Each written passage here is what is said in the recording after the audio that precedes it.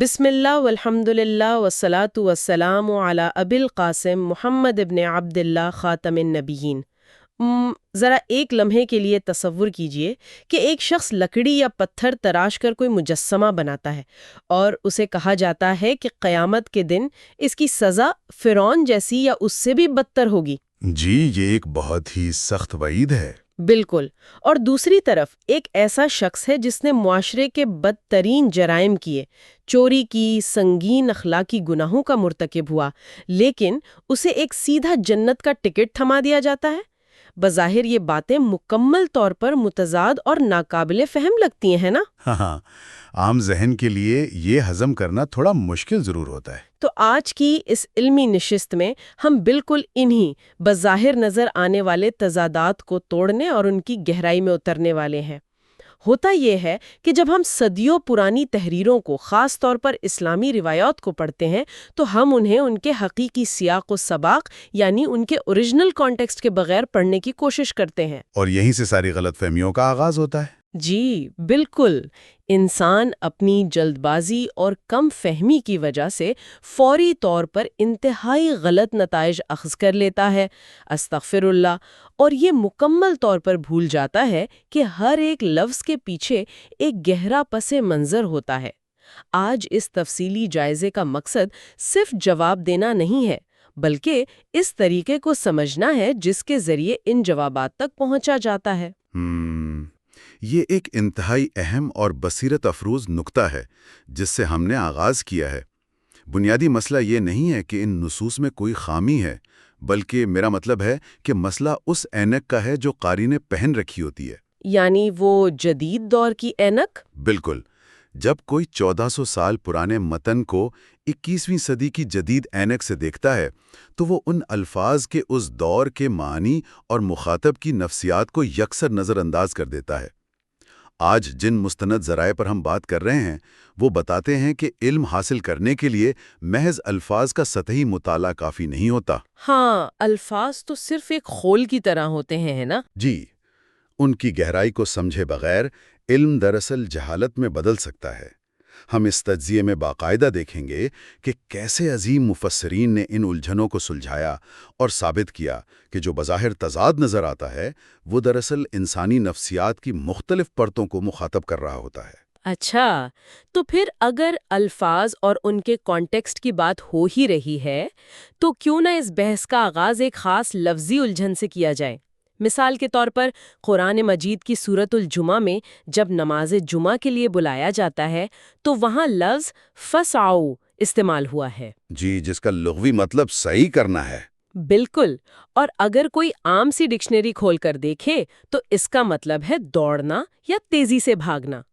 لیکن جب ہم احادیث کا مطالعہ کرتے ہیں تو وہاں واضح طور پر منع کیا گیا ہے کہ نماز کے لیے دوڑتے ہوئے مت آؤ، بلکہ مکمل سکون اور وقار کے ساتھ چل کر آؤ۔ تو یہاں ایک عام قاری الجھ جاتا ہے کہ ایک جگہ دوڑنے کا حکم ہے اور دوسری جگہ اس سے روکا جا رہا ہے۔ بالکل، اگر میں اسے آج کی دنیا سے جوڑنے کی کوشش کروں تو یہ کچھ ایسا ہے جیسے کوئی باس اپنے ملازم کو ای میل میں لکھے کہ میٹنگ کے لیے فوری طور پر یا ASAP پہنچو۔ اب اس کا مطلب یہ تو نہیں ہوتا کہ وہ شخص راہداری میں بھاگتا ہوا، لوگوں سے ٹکراتا ہوا میٹنگ روم کے دروازے میں گرے۔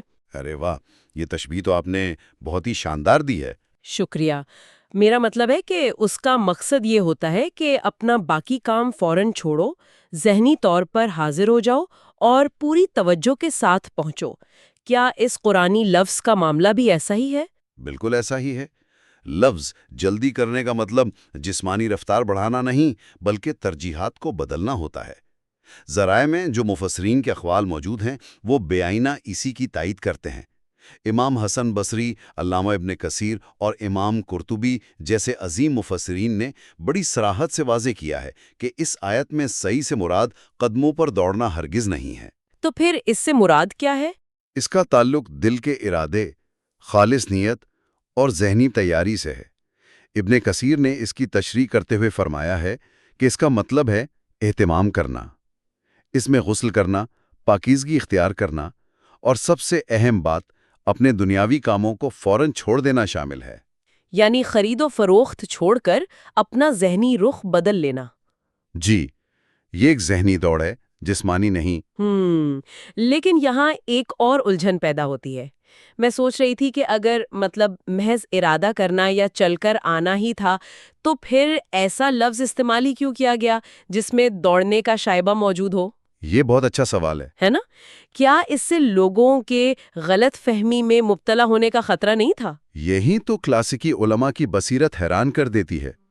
یہ لفظ اس لیے استعمال ہوا کیونکہ جمعہ کی اذان سنتے ہی انسان کے اندر جو روحانی بیتابی ہونی چاہیے وہ کسی اور لفظ سے ادا ہی نہیں ہو سکتی تھی، اور اس بات کا ثبوت ہمیں حضرت عمر رضی اللہ عنہ اور حضرت عبداللہ بن مسعود رضی اللہ عنہ کی قرات سے ملتا ہے۔ اچھا، ان کی قرات میں کیا مختلف تھا؟ وہ اس آیت کو اکثر فمزو الی ذکر اللہ پڑھا کرتے تھے۔ عربی میں فمزو کا مطلب ہوتا ہے بس چل پڑو یا روانہ ہو جاؤ۔ اس میں تیز رفتاری کا کوئی تصور نہیں۔ علماء فرماتے ہیں کہ صحابہ کرام کی یہ قرات دراصل اس آیت کی عملی تفسیر تھی۔ ارے، تو انہوں نے جان بوجھ کر یہ لفظ استعمال کیا تاکہ عام لوگ سڑکوں پر بھاگنا نہ شروع کر دیں؟ بالکل۔ اس سے معلوم ہوتا ہے کہ قرآن کے الفاظ میں کتنی وسعت ہے، اور انسان اپنے محدود علم کی بنیاد پر اتنی عظیم نصوص کے بارے میں کتنی جلدی غلط گمان کر بیٹھتا ہے۔ استغفر اللہ۔ یہ تو واقعی آنکھیں کھول دینے والی بات ہے۔ تو خلاصہ یہ ہوا کہ قرآن میں صحیح سے مراد روحانی اہتمام ہے، اور حدیث میں جس چیز سے روکا گیا ہے وہ جسمانی طور پر تیز بھاگنا ہے تاکہ نماز کا وقار خراب نہ ہو۔ دونوں میں تو سرے سے کوئی تضاد ہے ہی نہیں۔ جی، دونوں ایک ہی مقصد کی تکمیل کر رہے ہیں۔ یعنی اگر کانٹیکسٹ بدل جائے تو ایک لفظ کا پورا مفہوم ہی تبدیل ہو جاتا ہے۔ اب اگر ہم اسی منطق کو ایک قدم اور آگے لے جائیں تو یہ بات صرف الفاظ تک تو محدود نہیں ہونی چاہیے۔ آپ کا اشارہ کس طرف ہے؟ میرا مطلب ہے جس طرح الفاظ کا ایک پس منظر ہوتا ہے، کیا اسی طرح انسانوں کا یعنی سوال پوچھنے والوں کے حالات کا کوئی کانٹیکسٹ نہیں ہوتا؟ اگر ہم ان احادیث پر غور کریں جہاں صحابہ نے رسول اللہ صلی اللہ علیہ وسلم سے پوچھا کہ بہترین عمل کون سا ہے، تو وہاں جوابات حیران کن حد تک مختلف ملتے ہیں۔ ہاں، یہ ایک بہت مشہور موضوع ہے۔ ایک روایت میں جواب ملتا ہے کہ اللہ اور رسول پر ایمان، پھر جہاد، پھر حج۔ کسی اور مقام پر جواب آتا ہے کہ وقت پر نماز پڑھنا، پھر والدین سے حسن سلوک۔ ایک عام سننے والا تو سوچے گا کہ یہ ایک ایسا دین ہے جہاں ترجیحات ہی طے نہیں ہے۔ بظاہر ایسا ہی لگتا ہے۔ کیا یہ احادیث آپس میں ٹکرا نہیں رہی؟ یا پھر اس کی مثال اس ماہر ڈاکٹر کی طرح ہے جس کے پاس مختلف مریض آتے ہیں اور وہ ہر ایک کی بیماری کے حساب سے الگ الگ نسخہ لکھ کر دیتا ہے؟ کسی کو درد کش دوا کی ضرورت ہوتی ہے تو کسی کو صرف وٹامنز کی۔ ڈاکٹر والی یہ مثال اس پورے تصور کو سمجھنے کے لیے بہترین ہے۔ ذرائع میں بڑی تفصیل سے بتایا گیا ہے کہ رسول اللہ صلی اللہ علیہ وسلم محض کوئی ایسے مبلغ نہیں تھے جو سب کو ایک ہی خطبہ دے کر فارغ ہو جائیں۔ بالکل، وہ تو ہر ایک کی ضرورت کو سمجھتے تھے۔ جی، وہ ایک انتہائی ماہر روحانی طبیب تھے۔ علماء نے اس بظاہر نظر آنے والے تضاد کی تہہ میں جا کر وضاحت کی ہے کہ جوابات میں جو فرق ہمیں نظر آتا ہے یہ دراصل سائلین یعنی سوال پوچھنے والوں کی انفرادی نفسیاتی اور جسمانی حالت کے مختلف ہونے کی وجہ سے تھا۔ یعنی ہر ایک کا مرض الگ تھا تو علاج بھی الگ دیا گیا۔ بالکل۔ اگر کوئی ایسا نوجوان سامنے کھڑا تھا جس کے بوڑھے والدین گھر پر موجود تھے اور انہیں اس کی دیکھ بھال کی اشد ضرورت تھی، تو اس کے لیے میدان جنگ میں جانے سے زیادہ افضل عمل والدین کی خدمت قرار دیا گیا۔ یہ تو بہت منطقی بات ہے، کیونکہ حقوق العباد کی پامالی اور ان کمزور والدین کی نافرمانی سے بڑھ کر کوئی تباہی نہیں، استغفر اللہ۔ اسی لیے ایسے حالات میں اس عمل کو ہر دوسری چیز پر مقدم رکھا گیا۔ ذرا یہاں رکتے ہیں۔ یہ بات سننے میں تو بہت مدلل لگتی ہے، لیکن کیا اس کا مطلب یہ ہے کہ اگر ایک شخص کو والدین کی خدمت کا حکم مل گیا ہے تو اس کے لیے جہاد کی اہمیت بالکل ختم ہو گئی؟ نہیں، ایسا نہیں ہے۔ یا جس کو نماز کا نسخہ دیا گیا، کیا اس کے لیے ایمان ثانوی ہو گیا؟ اگر ہر ایک کا نسخہ الگ ہے تو پھر کوئی ایک متفقہ اصول تو باقی نہ رہا نا؟ اصول بالکل باقی رہتا ہے۔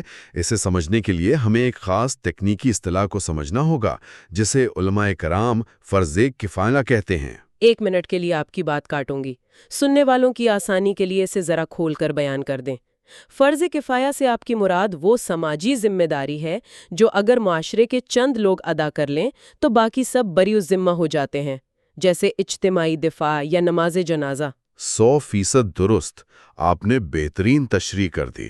اب اسی تناظر میں دیکھیے، ابتدائی دور میں جب اسلام کو بقا کا خطرہ تھا تو اس وقت جہاد ہر شخص پر فرض عین تھا، یعنی سب سے اہم عمل تھا۔ کیونکہ اگر وہ نہ ہوتا تو کچھ بھی نہ بچتا۔ جی، نہ نماز قائم رہتی، نہ والدین کی خدمت کا موقع ملتا۔ لیکن جب حالات مستحکم ہو گئے اور یہ عمل ایک سماجی ذمہ داری یعنی فرض کفایہ بن گیا، جس کے لیے فوج کا ایک حصہ کافی تھا، تو پھر انفرادی فرائض کی اہمیت بڑھ گئی۔ تب کہا گیا کہ اب تمہارے لیے افضل عمل والدین کی خدمت ہے۔ اچھا، اب میں سمجھی۔ اور دوسری بات جو ذرائع بتاتے ہیں وہ یہ کہ یہ اعمال ایک زنجیر کی طرح جڑے ہوئے ہیں۔ جب کہا گیا کہ وقت پر نماز بہترین عمل ہے اور ایمان کا لفظ نہیں آیا، تو اس کا مطلب یہ نہیں کہ ایمان غیر اہم ہو گیا، کیونکہ نماز تو ویسے بھی ایمان کے بغیر ایک لمحے کے لیے قبول نہیں ہوتی۔ تو یہ سارے جوابات دراصل ایک ہی زنجیر کے مختلف کڑیاں تھیں، اور جس کی زندگی میں جس کڑی کی کمی تھی اسے اسی کو مضبوط کرنے کی تاکید کی گئی۔ بالکل، یہی اس کا خلاصہ ہے۔ کمال کی وضاحت ہے یہ۔ اعمال کے درجات کی یہ گتھی تو سلجھ گئی، لیکن اب ذرا اعمال کے نتائج کی طرف آتے ہیں، یعنی جزا اور سزا کا فلسفہ۔ اور سچ پوچھیں تو یہاں بظاہر نظر آنے والا تضاد اتنا شدید ہو جاتا ہے کہ انسان کا دماغ چکرا جائے۔ آپ کا اشارہ ان احادیث کی طرف ہے جو جزا اور سزا کے حوالے سے ہیں؟ جی بالکل، ذرا اس تضاد کی شدت محسوس کیجیے۔ ایک طرف ذرائع میں حدیث موجود ہے کہ تصویر بنانے والوں، جنہیں عربی میں المصورون کہا گیا ہے، ان کے لیے قیامت کے دن شدید ترین عذاب کی وعید ہے۔ ان کے لیے اشد الناس عذاباً کے الفاظ ہیں، اور قرآن میں فرعون کے لیے بھی یہی الفاظ آئے ہیں۔ جی ہاں، یہ ایک بہت سخت مقام ہے۔ اور دوسری طرف ہم دیکھتے ہیں حضرت ابو ذر رضی اللہ عنہ کی وہ مشہور حدیث جس میں بتایا گیا ہے کہ جس نے سچے دل سے کلمہ پڑھ لیا وہ لازماً جنت میں جائے گا، خواہ اس نے زنا کیا ہو یا چوری کی ہو۔ اب بتائیے ذہن کیوں نہ الجھے؟ واقعی یہ ایک عام جدید ذہن کے لیے بہت غیر متناسب لگ سکتا ہے۔ بالکل، ایک شخص جو صرف ایک لکڑی تراش رہا ہے اسے فرعون سے بھی زیادہ سخت عذاب کی دھمکی، اور دوسری طرف وہ لوگ جنہوں نے معاشرتی امن کو تباہ کرنے والے گناہ کیے ہیں انہیں جنت کی بشارت۔ کلاسیکی علماء نے اس اتنے بڑے تضاد کو کیسے ہضم کیا؟ دیکھیں، سطحی مطالعہ کرنے والوں کے لیے یہ ایک بہت بڑا ٹھوکر کا مقام ہے، لیکن جب ہم علماء کی تفصیلات میں جاتے ہیں تو معلوم ہوتا ہے کہ انہوں نے ان معاملات کو کس قدر گہرائی سے پرکھا ہے۔ سب سے پہلے ہم تصویر کشی کے حوالے سے اس وعید کو سمجھتے ہیں۔ جی بتائیے۔ حدیث میں جو لفظ اشد یعنی شدید ترین استعمال ہوا ہے، محدثین نے بڑی صراحت سے واضح کیا ہے کہ اس کا اطلاق ہر اس شخص پر ہرگز نہیں ہوتا جو محض کوئی عام سی تصویر یا خاکہ بنائے۔ تو پھر یہ عذاب کن کے لیے ہے؟ یہ عذاب ان خاص لوگوں کے لیے ہے جو تصویر یا مجسمہ بناتے وقت ایک مخصوص نیت رکھتے ہیں۔ اسے علماء کی زبان میں مزاحات کہا جاتا ہے۔ اور اس مزاحات کا عام فہم مطلب کیا ہے؟ اس کا مطلب ہے دعویٰ کرنا یا اللہ کی تخلیق کی برابری کرنے کی کوشش کرنا۔ یعنی ایک شخص مجسمہ اس تکبر کے ساتھ بناتا ہے کہ دیکھو، جیسے خدا تخلیق کرتا ہے ویسے میں بھی کر سکتا ہوں۔ ارے یہ تو سیدھا سیدھا شرک ہو گیا۔ بالکل، یا پھر وہ اس نیت سے بناتا ہے کہ لوگ اس کے آگے جھکیں اور عبادت کریں۔ اب آپ خود سوچئے، یہ محض کوئی آرٹ نہیں رہا، یہ عمل بغاوت ہے۔ جب کوئی شخص اللہ کے برابر کھڑا ہونے کی کوشش کرتا ہے تو یہ اس کائنات کا سب سے بڑا ظلم ہے۔ استغفر اللہ۔ ہاں، اس کی سزا یقیناً کفر کی سزا ہوگی جو فرعون کے برابر ہو سکتی ہے۔ لیکن اس کے برعکس جو شخص اس باغیانہ نیت کے بغیر کوئی تصویر بناتا ہے وہ شریعت کی نظر میں گناہگار تو کہلائے گا، لیکن اس کا موازنہ کفر کے عذاب سے نہیں کیا جا سکتا۔ کفر اور عام گناہ کی سزا میں زمین آسمان کا فرق ہے۔ ٹھیک ہے، یہ نقطہ تو بالکل واضح ہو گیا کہ اصل مسئلہ وہ آرٹ نہیں تھا بلکہ وہ کفر پر مبنی نیت تھی۔ لیکن وہ جو دوسری طرف والا پڑ رہا ہے اس کا کیا کریں؟ کون سی حدیث؟ وہی حدیث جس میں اتنے بڑے گناہوں کے باوجود جنت کی بشارت دی گئی ہے۔ کیا اسے سن کر لوگ یہ نہیں سوچیں گے کہ بس کلمہ پڑھ لو اور پھر جو چاہے کرتے پھرو؟ اتنے سنگین گناہوں کے باوجود سیدھا جنت، استغفر اللہ، یہ تو معاشرے کو تباہ کر دے گا نا؟ نہیں، بالکل نہیں۔ اور یہی وہ مقام ہے جہاں خوارج اور معتزلہ جیسے گروہوں نے ٹھوکر کھائی۔ ذرا رکیں، سننے والوں کے لیے ان گروہوں کا بھی مختصر تعارف کروا دیں تاکہ بات سمجھ آ سکے۔ یہ خوارج اور معتزلہ کون تھے؟ خوارج اور معتزلہ اسلامی تاریخ کے وہ ابتدائی گروہ تھے جن کا یہ سخت کی عقیدہ تھا کہ جو شخص کوئی بھی بڑا گناہ کر لے وہ دائرہ اسلام سے ہی خارج ہو جاتا ہے اور ہمیشہ کے لیے جہنمی بن جاتا ہے۔ یعنی ان کے نزدیک معافی کی کوئی گنجائش نہیں تھی؟ جی، اب یہ جو حضرت ابو ذر رضی اللہ تعالیٰ عنہ کی حدیث ہے، یہ ان انتہا پسندانہ عقائد کی جڑ کاٹتی ہے۔ یہ گناہ کرنے کا لائسنس نہیں دے رہی، بلکہ یہ توحید کی طاقت اور اللہ کی رحمت کی وسعت کو بیان کر رہی ہے۔ تو اہل سنت کے نزدیک اس کی کیا تشریح ہے؟ اہل سنت کے نزدیک اس بشارت کے لیے ایک شرط ہے۔ شرط یہ ہے کہ ایسا شخص مرنے سے پہلے اپنے کیے پر نادم ہو اور سچے دل سے توبہ کرے۔ اگر وہ توبہ کر لیتا ہے تو اللہ اسے معاف کر دے گا۔ اور اگر کوئی بغیر توبہ کیے مر جائے تو؟ فرض کریں کہ ایک شخص ان گناہوں پر ڈھٹائی سے اصرار کرتا ہے اور بغیر توبہ کیے مر جاتا ہے، استغفر اللہ، تو اس کا معاملہ اللہ کی مرضی پر ہے۔ یعنی وہ سیدھا جنت میں نہیں جائے گا بلکہ ایک پروسیس سے گزرے گا۔ بالکل، اللہ کی مرضی ہے، وہ چاہے تو اپنے فضل سے معاف کر دے اور اگر چاہے تو اس کے گناہوں کے تناسب سے سزا دے کر جہنم میں ڈالے اور جب گناہ دھل جائیں تو پھر جنت میں داخل کرے۔ اچھا، تو سزا مل سکتی ہے؟ جی، کیونکہ جس کے دل میں رائی کے دانے کے برابر بھی توحید ہوگی وہ ہمیشہ جہنم میں نہیں رہے گا۔ اور ذرائع بتاتے ہیں کہ دنیا میں ان جرائم پر جو سزائیں دی جاتی ہیں وہ بھی ان گناہوں کا کفارہ بن جاتی ہیں۔ تو یہ حدیث دراصل توازن سکھا رہی ہے۔ کیا کمال کا توازن ہے! ایک طرف توحید کی اہمیت ہے اور دوسری طرف سزا کا خوف بھی موجود ہے۔ چلیں اب عقائد کے ان گہرے موضوعات سے نکل کر روزمرہ زندگی کی ایک بہت ہی دلچسپ غلط فہمی کی طرف آتے ہیں، جہاں مذہب اور ثقافت کا ملاپ ہوتا ہے۔ جی، یہ ہمیشہ سے ایک متنازع موضوع رہا ہے۔ بالکل، اکثر دیکھنے میں آتا ہے کہ تاریخ کے کسی ایک چھوٹے سے واقعے کو پکڑ کر اسے آج کے دور کی جدید تعریفوں کے مطابق ڈھال لیا جاتا ہے۔ مثال کے طور پر آج کل ایک دعویٰ بہت کیا جاتا ہے کہ اسلام میں گانا بجانا اور باقاعدہ ناچنا جائز ہے، اور اس کے لیے وہ عید کے دن والی روایت پیش کرتے ہیں، ہے نا؟ جی ہاں، دلیل یہ دی جاتی ہے کہ رسول اللہ صلی اللہ علیہ وسلم کی موجودگی میں 2 لڑکیوں نے گانا گایا اور رقص کیا۔ کیا ہمارے آج کے ان ذرائع میں واقعی کسی قسم کے رقص یا آج کے دور کی میوزک انڈسٹری جیسی کسی چیز کا ذکر موجود ہے؟ یہ ایک ایسی کلاسک مثال ہے جو بتاتی ہے کہ سیاق و سباق کو ہٹا کر تاریخ کو کیسے مسخ کیا جاتا ہے۔ ذرائع بڑی سختی سے اس دعوے کو جھوٹا قرار دیتے ہیں۔ اگر ہم روایات کے اصل متن پر غور کریں تو تصویر یکسر مختلف نظر آتی ہے۔ ذرا تفصیل بتائیے، اصل میں کیا ہوا تھا؟ پہلی بات تو یہ ہے کہ احادیث کے کسی بھی مسند متن میں ان لڑکیوں کے ناچنے یا رقص کرنے کا سرے سے کوئی ذکر ہی نہیں ہے۔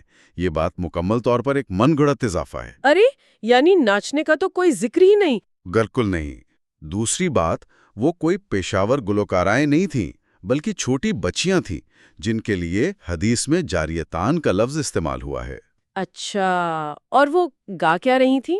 تیسری اور سب سے اہم بات ان کے اشعار کی ہے۔ وہ کوئی رومانوی یا فحاشی گانا نہیں گا رہی تھیں بلکہ ان کے اشعار جنگ باس کے حوالے سے تھے۔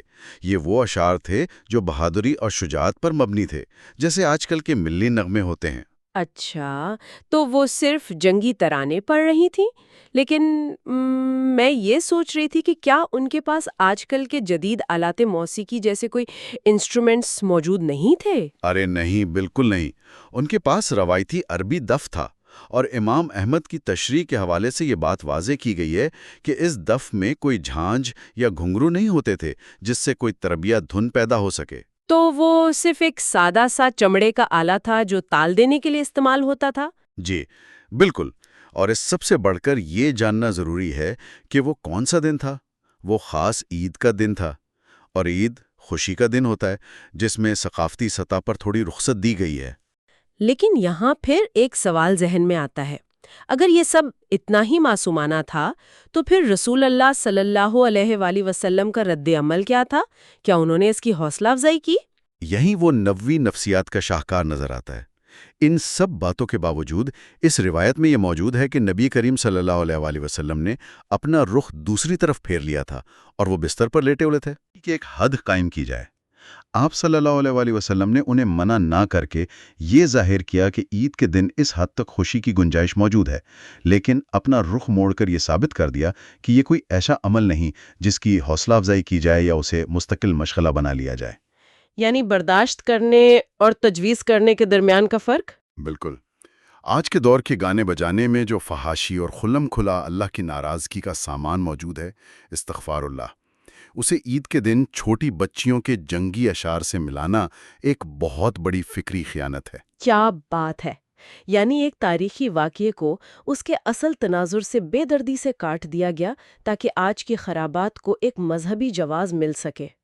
تو اگر ہم آج کی اس پوری گفتگو کا نچوڑ نکالیں تو وہ یہی نکلتا ہے کہ تاریخی نصوص کو محض سطحی طور پر پڑھنے سے غلط فہمیاں ہی پیدا ہوتی ہیں. 100% درست. حقیقی علم کے لیے ان کا سیاق و سباق جاننا بہت ضروری ہے. بالکل. اور سننے والوں کے لیے یہ جاننا دلچسپ ہوگا کہ تنقیدی سوچ کا مطلب صرف سوال اٹھانا نہیں ہوتا، بلکہ اس دور کے حالات اور الفاظ کی گہرائی کو سمجھ کر درست جواب تلاش کرنا ہوتا ہے.